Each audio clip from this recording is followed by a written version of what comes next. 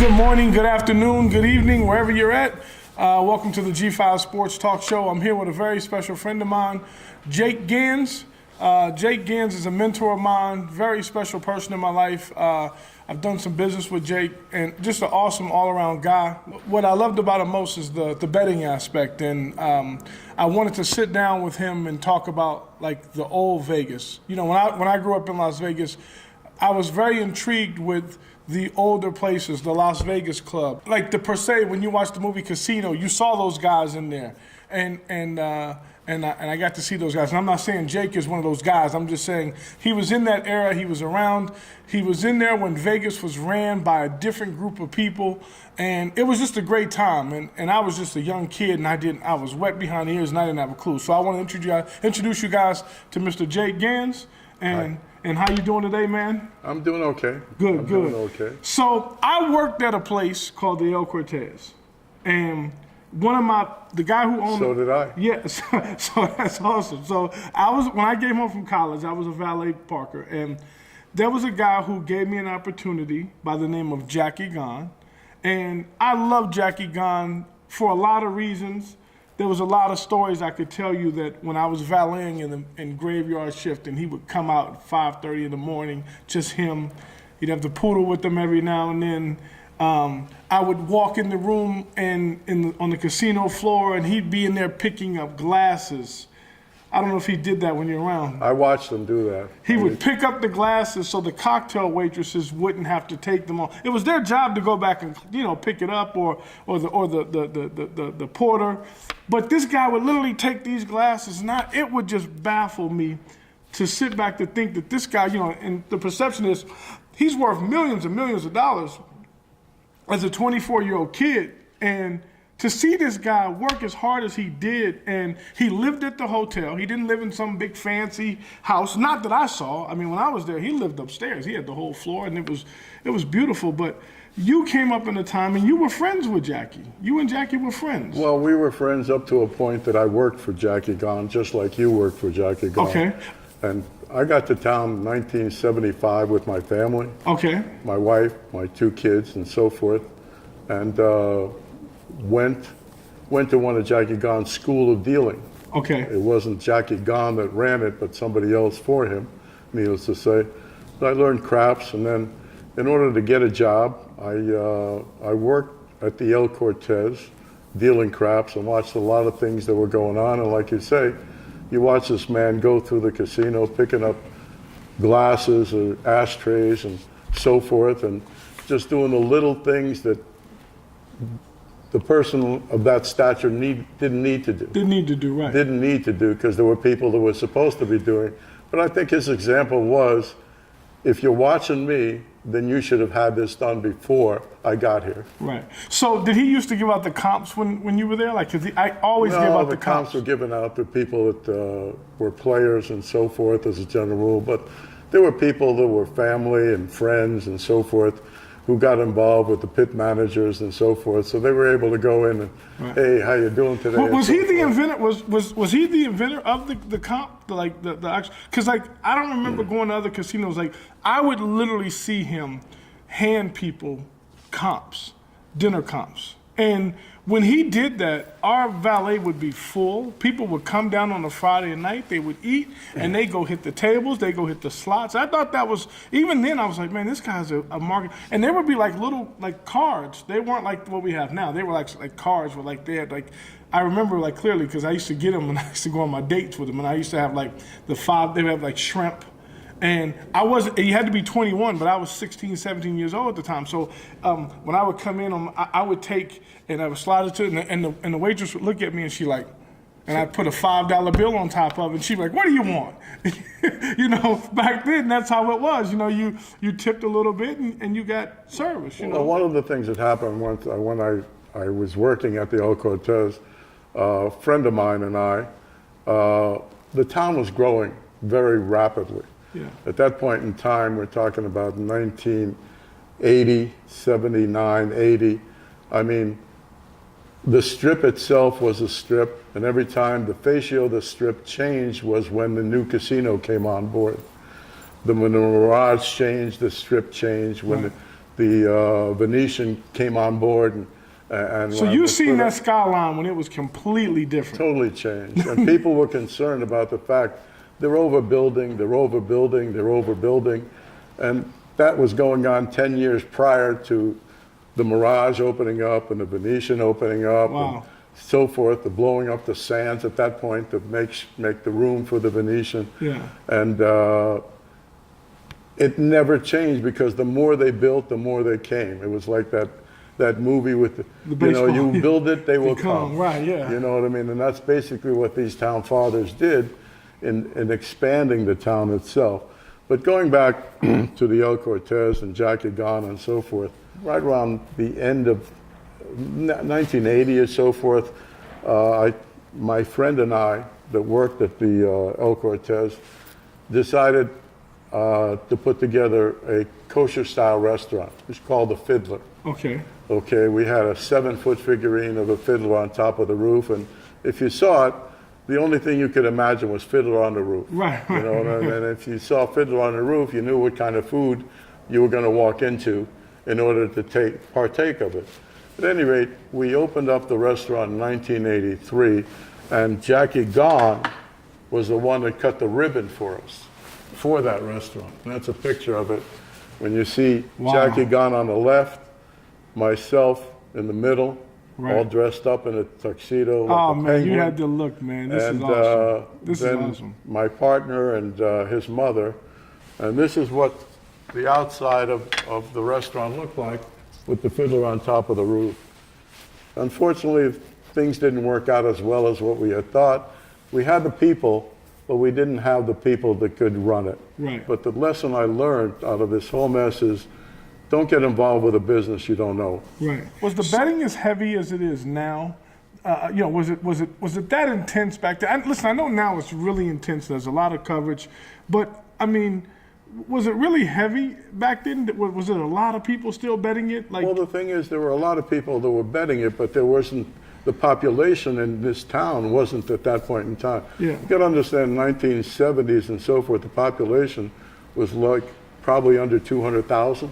One of the places that didn't get a good notoriety, never got the notoriety that it deserved, was a place called Little Caesars, which was across from the dunes. All right, I got to tell you a quick story, Little Caesars. So I'm probably, at this time, I'm probably 20 years old, 19 years old. And I'm in college. I come home from college, and I go to Little Caesars. Me and a buddy used to go shoot craps. Right next to Bally's. Right next to Bally's, right in front of it. I mean, it was, Little shopping center, a little hole in the wall. there was a hole in the wall. I mean, one table, one blackjack table. Absolutely. And I'm going in there. Me and my buddy are just rolling the dice. And I got the number on 6, lands on 6. Look up, I don't see the guy pay me. He goes, nah, it didn't land on 6. And I'm like, huh? So, roll it again, roll the 8. Looks up, gotta pay me. Nah, didn't land on 8. Well, he clearly knows I'm not 21. So, get the dice back, rolls, and rolls on 6, a couple rolls on, and he pays me this time. And he's like, that's the tax that you have to pay for being in here. And I was like, salute, I understand it, I respect it. Hit a couple hands here, threw him a couple bucks. At that point on, it was game on, and that's how it was. I mean, these guys clearly knew that me and my partner weren't supposed to be in there, but after a couple of passes, they basically took that 6 or 8 and put it in their pockets. I don't think the surveillance was as good as it was, but then we learned, hey, you got to tip out to play in this game. And even when I would go to the El Cortez, being a 16-year-old kid, I started growing a little hair on my face and scruffy, and I'd come in, let me get a 2-team parlay, the Dodgers and the Lake, with a real deep voice, and $25. And I hit the ticket, and I come back. I go to the same guy I bet it every day, and I hit the ticket, and here's $10. A ticket might have paid me $60, but I gave him 10 because I knew that if he'd always remember me, and that was one of the things. But Little Caesars is legendary for those that live here. I mean, like you said. Little Caesars was also legendary for taking the biggest bets on the strip. Okay. Believe it or not, in that little hole in the wall. I never went to the sports book. I never went to the sports book on that side. Well, the sports book was on the right-hand side. Yeah. They had like 3-4 windows. I was a Stardust kid. I was El Cortez and the Stardust. So the Stardust was just convenient for me. But if you're, I mean, I do remember the stories about them taking big wages. I wish they do that now, but. What would happen was when I started to get involved with the football betting and so forth and so on, and we're talking small bettors. We're talking about, like you say, $10, $20, $50 was a big bet at that point in time for a family guy just getting involved with what was going on in the town. But I'm standing in line like I say, Little Caesars was across the street from the Dunes where I worked. So I would get off I worked a graveyard shift, got off at 10 o'clock in the morning. I'd walk across the street, stand in line, put my bets in for the day, and then go home and watch the game. Yeah. So I'm standing in line, there's a guy in front of me, and he puts in a bet, and then they take his money, and they walk behind, and they come back with a ticket. And I'm looking just to see what kind of, it was like notoriety here. What's going on? It took a while. Yeah. It was a $25,000 bet right in front of me. Back then, that was $25,000 you're talking about in the almost, it's not even 1980. 1980, you're talking about 40 years ago. Right. 40 years ago, that's a long time Did you ago. know the guy? Did you know who he was? Just a random guy? Just somebody? It could have been anybody. Could have been anybody. It didn't really matter. Right. But apparently they did know him because they gave him the receipt Right. for what they gave him the ticket after he gave the money and so forth. But $25,000, probably as good as like $75,000 or $100,000 today. Yeah. As far as the bet is concerned. Yeah. You know what I mean? But that kind of told you the kind of money and action that was coming into this town, and you wouldn't realize that this little hole in the wall type of place would accommodate that type, but they did. Yeah. That was it. When I think back to when I started betting, the only information we really had was, they always give you the little sheet when you walk in the sports book. They get a little sheet with the stats or whatnot, which it wasn't even really great back then, but it was enough back then. And then ESPN was starting up, and you just got to see the games, or you watched them on CBS on Saturday mornings, the NBA, or, I used to wake up and love those Boston Celtics-Laker rivalry games. I mean, those were, you as a kid, you woke up to those. My passion for football exceeded what a normal person would do. What I did is I went out and got a satellite dish at that point in time. Right. As a general rule, the airways are free. Yeah. And at that point in time, there was no restrictions to what you could watch if you had a satellite dish. And this was like a 10-foot dish. It wasn't a little dish. It wasn't like the little dishes they have now. We had one guy in our neighborhood who had one guy. So I know exactly what you're talking about. This was a 10-foot dish that was like 4 pieces, like a pie, if you could picture that. And in order for me to put it in the backyard, I need to put a 10 by 10, 6-inch deep cement pad down on it, because if any one of those sections fell down, it would kill you. Yeah. But it would be like, you would download, you would watch to see and search the skies for the games that you wanted to watch. Right. And you'd see, I'd be in the house, and I'd search because it would download and so forth, and you'd watch the game. So this was my thing. On a Sunday, I would go make my bets, go home, search the skies for whatever it is, because everything was based upon the North Star, you know what I mean? Yeah. The satellites that were up there just turned one way or another, and the actuator arm would just move based upon what I would flick inside the house in order to accommodate that. Right, yeah. So I went a little more than just being a fan of the NFL. Was it a profession for you? It was a profession, or was it just a passion? No, it was a passion. You just loved it. It was a passion. Like millions of Americans, you loved it. To this day, when I bet football, if I bet football, I'm a $100 bettor. Right. I'm not a thousands and thousands of dollar bettor. I love to watch the game, but I also like to have that emotion and that umbilical cord that attaches me with that bet to that game. You like the action.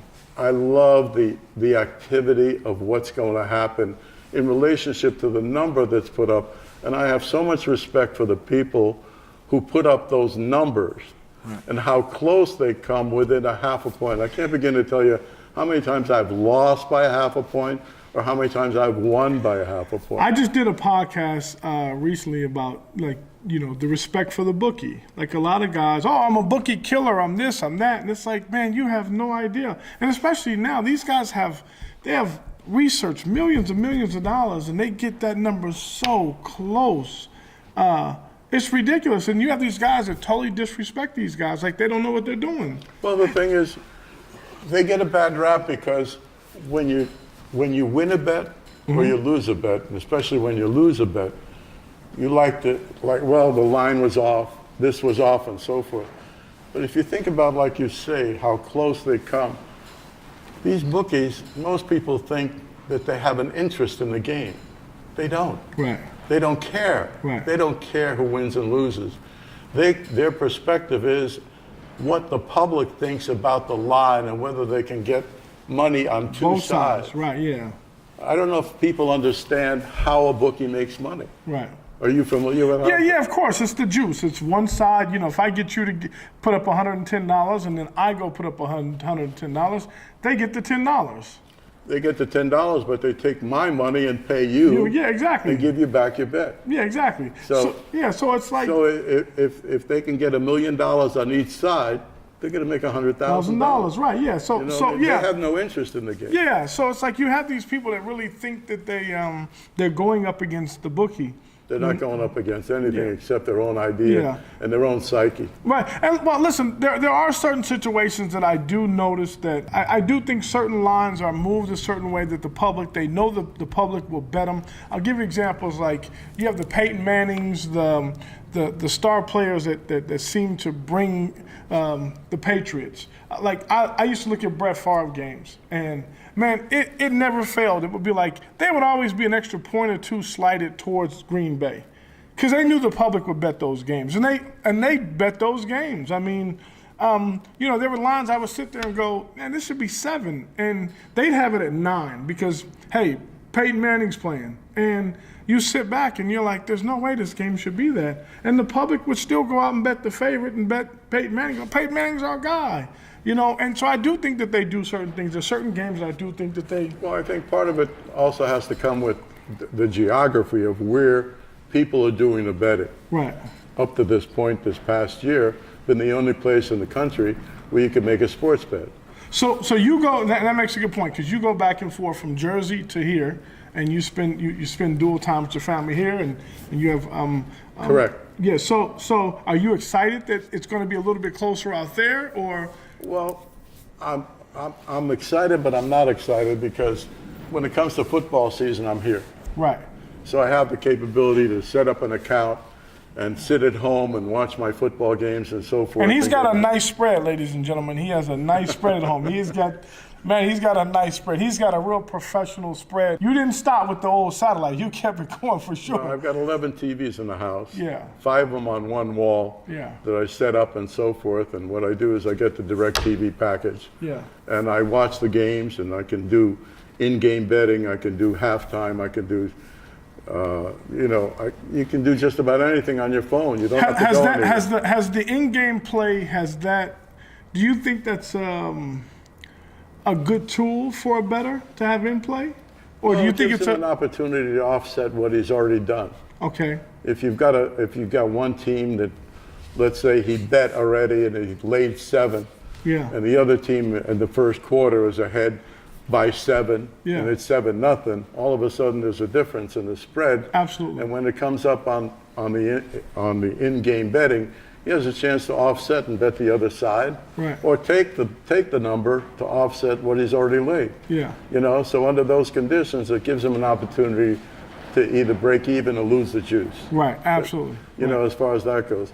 But it's just another tool to get you involved with the game. Yeah. NFL wouldn't be as big as it is without the gaming. Without the betting. That was going to be my next question to you is... Well, because they're a bunch of hypocrites. To be very honest with you, the NFL is a bunch of hypocrites when they deny the fact that betting has anything to do with their success. Right. If it didn't have anything to do with success, and why is it important for every newspaper in this country to show the lines? Absolutely. In the paper. Absolutely. You're in Massachusetts, or you're in Seattle, or you're in Colorado, or you're wherever.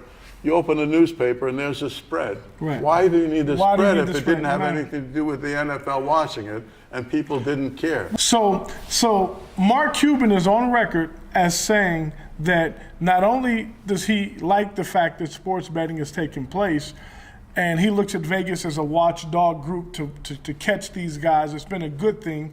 He also says that it's going to double the franchise, the value of the franchise. It's going to double it. So if that happens in the NBA, what's that going to do in the NFL? I mean, they're talking about having kiosks in stadiums now to where at halftime or in game you can go up and make a bet while you're at that stadium. Well, here's the problem with betting and sports betting in general, or any kind of betting.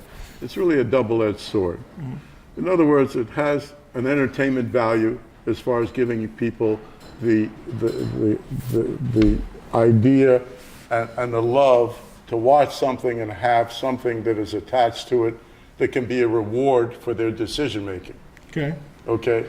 The other side is that it also takes money in order to make that bet. And right now, with the capability of using credit cards or using whatever money that you have in your savings and so forth, can deplete and ruin people's lives as well. Right. So it turns into a double-edged sword. If you can't control your emotions in relationship to your finances, you shouldn't be betting. Right. And have you seen those situations where guys have, I always say riding high in April, shot down in May, to where a guy does really well, doesn't know how to manage his money, doesn't know how to manage his bankroll? It's relative to maybe sports betting. It could be relative to table games. It could be relative to any type of gambling or gaming. Right. Because the casinos are in the gaming industry. They're not gambling. Right. There is not one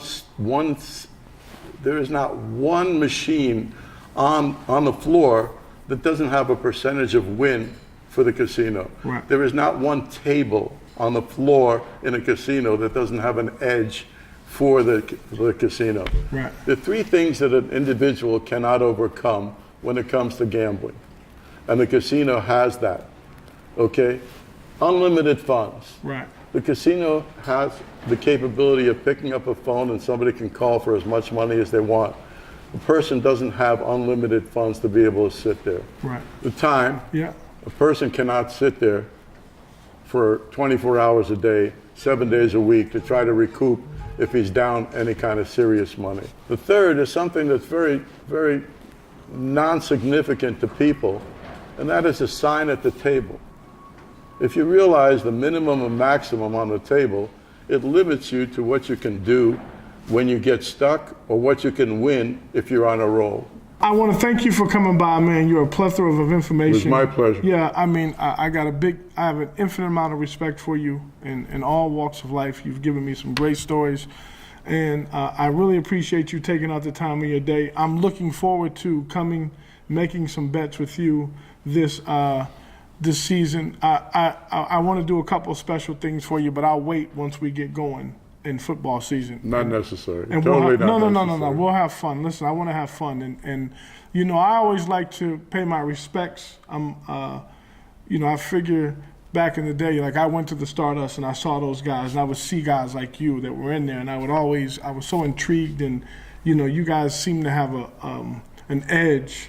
There was something, and you know, I saw the guys who I thought were degenerates, and I saw the guys that were just cool, calm, and collected, and even, you know, meeting you and learning from you and seeing how cool, calm, and collected you are, and you tell me about the betting and the football and what you do and how you do it, and you seem to live a very comfortable life, and you told me something there, just be happy and enjoy yourself, and you're not trying to, you know, win $1 million. You're enjoying it. And I think that's important. I think people get so lost in trying to make $1 million or make that big score that they lose sight. And for me, I looked at it as treating sports betting at some point like a business.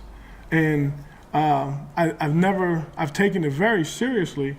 And when I've gotten in other businesses, you know, I would sit back later and I would tell my brother, man, I made more money betting than I would, in an actual business. And I told her, you know, the biggest thing for me was I just enjoyed. It's like what you said. I enjoyed. It's something about the action. It's something about what's going on. It's the fact that when I left the El Cortez, I'll tell you this, and we'll close it out. I left the El Cortez, and I told these guys I'm going to go bet sports for a living. And I went to all the valet parkers around me, and they all laughed at me. They told me you're dumb. They build these casinos off of you, you know. And I had profit sharing with Jackie Gone, and I took my profit sharing. I bought a computer, an Apple. And I had about $10,000 left after buying that computer. I put it in the Golden Nugget account. My first weekend college football, I bet a couple of games, and before you know it, by the time Monday rolls around, Monday Night Football, I got about $24,000. And so I was like, okay. And then the guys at the El Cortez, my guys, I'm like, I think I can do this. You know, I was fairly confident, and the next weekend, I probably won another $28,000. So now that bankrolls up to about $50,000. And by the third weekend that was over, I was up to about $80,000. And I'm sitting here going, I made the right decision. I did. Like, I felt like I could do really well. And so the sportsbook director's like, hey, you know, I'm going to go take some. I was taking $20,000 because I'm like, listen, I'm not going to lose this money. The rest will be their money. You know, I'm playing with their money, and it'll take a little pressure off. Let me put my money back, pay some bills ahead of time just in case something happens. And, you know, thinking for the worst. And I was young. I was probably 24 years old, 23. Sportsbook director comes in. He goes, hey, you know, what you're doing, it was a remarkable run. It was great. It'll never happen again. And I'm like, oh, boy. I'm sitting there. And I thought that, you know, he had the right to say that to me. And, you know, he said, I've been around, I've seen these runs, but you'll be broke in no time. You know, and he didn't really say it that way, but he was saying it that way. So me being the smart ass I was, I said, you know what? I said, let's take all my money out. And he's like, what? I go, you know what? I mean, you're right. There's no way I'm going to do this again. So let me do something smart with the money and get it all out. And he said, no, I didn't mean it that way. And now he's backtracking. He's like, no, I want you to keep it in. You know, like, no, it's too late. So I cleaned the account out. I mean, I wiped it all the way out. And I took all my money, and I remember I said, you know what? There was an old school guy, Hal. He bet baseball, and he was awesome. Another old school mentor. He lives in Florida, and a month before baseball, he goes to Italy, and he still does this tradition to this day. And then he goes downtown, and he bets at the downtown joints. And him and Mel Zuber used to run the Las Vegas club back in the day. And so I would talk to him for hours and just be around him and just soak it up. And so, you know, he told me, hey, go over to the Stardust, start playing. Don't be getting greedy. Don't be getting crazy. And you're doing really well, and I'm proud of you. And, you know, just taught me a lot. And from that point on, but he told me, he goes, listen, you got to diversify. You got to do something with your money. And those type of guys, you guys are always on my shoulder. So, like, when I have made big scores and I've won, you know, in baseball season, $300,000-$400,000, Outstanding. Yeah, I took that money and said, you're never getting it back. You won't get this portion of it. I went and bought I bought 4 houses in my old neighborhood. I bought them all cash, you know, and I still have those houses. I earned from those houses. It was another way to supplement my income. And I think that's, you know, for me starting this is what I wanted people to realize, that when you do win, you might have, everyone has a little run. When you do something, you got to do something with the money. Like for me, I started, when I would win, I would go on trips. I started saying, well, hell, listen, I want to go to Colorado. Let me go to Colorado and see a football game while I'm there, right? Or if I wanted to go to LA, well, let me go to LA. I might as well catch a couple games when I'm here. And I would take the winnings and do those things. And I always figured that they can never get that money back. They can't take my memories away from me. They can't. I remember one time we won. I probably won like $7,000, and Michael Jordan was playing in Denver, and he's playing against the Nuggets. So I told a friend, I go, man, I don't want to give this money back, so let's take a trip. And that's what I mean. I flew to Colorado, and I got seats right behind the Bulls bench. And I mean, I talked to Michael Jordan like there's no tomorrow. And I think he hit about 35 that night. But I let him know, hey, I bet on this game. And I'm just talking to him, and he responded. He would wink and look and laugh and, like, I'm going to get you the money tonight, buddy. And those are the type of things that, like I said, they can never take that back from me. So those are the things for me. And I've always tried to treat it like a business. It's interesting to talk to guys like you. And once again, I appreciate you coming through, sharing your memories and your time. My pleasure. Yeah, it's great to see you. You're Love you. a very interesting person to to know and understand, and I have a lot of respect for the way you carry yourself and the way you do things, and hopefully we'll continue to have a. Absolutely, 1,000%. Okay. 1,000%. Thank you so much. Thank you All for right. coming, buddy. All right, man. Okay, buddy. Love it. Love you too, buddy.